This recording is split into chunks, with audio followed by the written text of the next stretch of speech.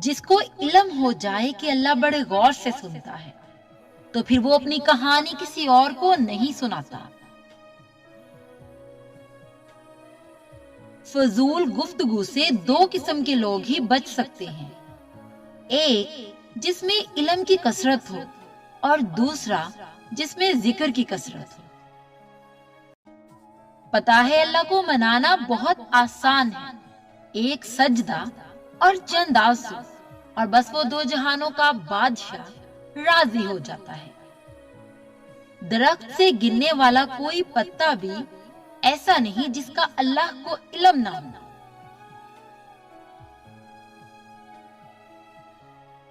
اگر رزق عقل و دانشوری سے ملتا تو جانور اور بے وقوف بھوکے مر جاتے۔ اس دن تمہاری سب پریشانیاں ختم ہو جائیں گی، جس دن تمہیں یہ یقین ہو جائے گا کہ ہر کام اللہ پاک کی مرضی سے ہوتا ہے۔ غریبوں کی ہائے اور فارغ لوگوں کی رائے کبھی نہیں لینی چاہیے۔ صبح کی نیند انسان کے ارادوں کو کمزور کرتی ہے۔ منزلوں کو حاصل کرنے والے کبھی دیر تک سویا نہیں کرتے۔ عورت کھلونا نہیں ہے، وہ اللہ پاک کی بنائی ایک خوبصورت نعمت ہے جو موت کی گود میں جا کر ایک زندگی کو جنم دیتی ہے۔ جن گھروں کے فیصلے عورتیں کریں بربادی ان کا مقدر ہوتا ہے۔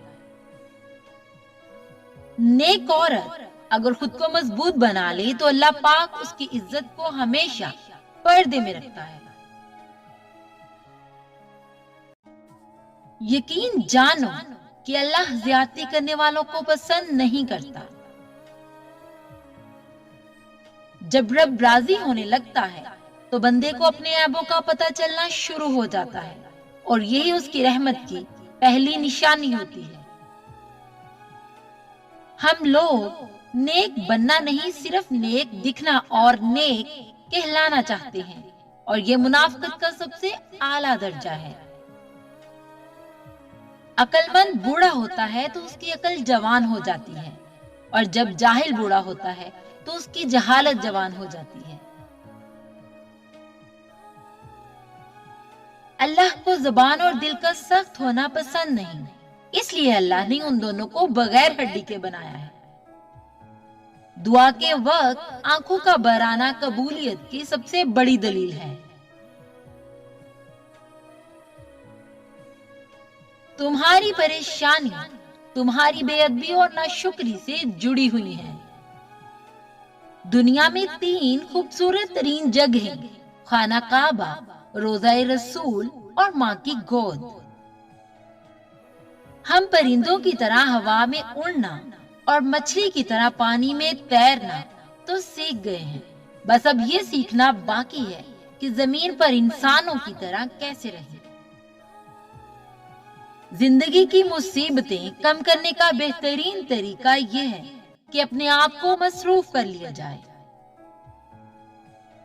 ٹینشن، بے چینی اور ڈپریشن تب ہوتے ہیں جب ہم دوسروں کو خوش کرنے میں اپنی زندگی گزار رہے ہوتے ہیں۔ اگر صبر آپ کے وجود کا حصہ نہیں تو شکر بھی آپ کے پاس نہیں آئے گا، کیونکہ شکر وہاں آتا ہے جہاں صبر کی زرخیز زمین موجود ہوتی ہے۔ رشتے وہی خوبصورت ہوتے ہیں جن میں احساس کا جذبہ ہو، کیونکہ ہمدردی تو ہر کوئی کر سکتا ہے مگر احساس کوئی کرتا ہے، اور یہ احساس لفظوں سے ظاہر نہیں ہوتا بلکہ انسانوں کے رویے اور برتاؤ سے پتہ چلتا ہے۔ اللہ جب کسی بندے کو نیک بنانا چاہتا ہے تو اسے 3 چیزوں کا عادی بنا دیتا ہے۔ اسے کم بولنے، کم کھانے اور کم سونے کا الہام کر دیتا ہے۔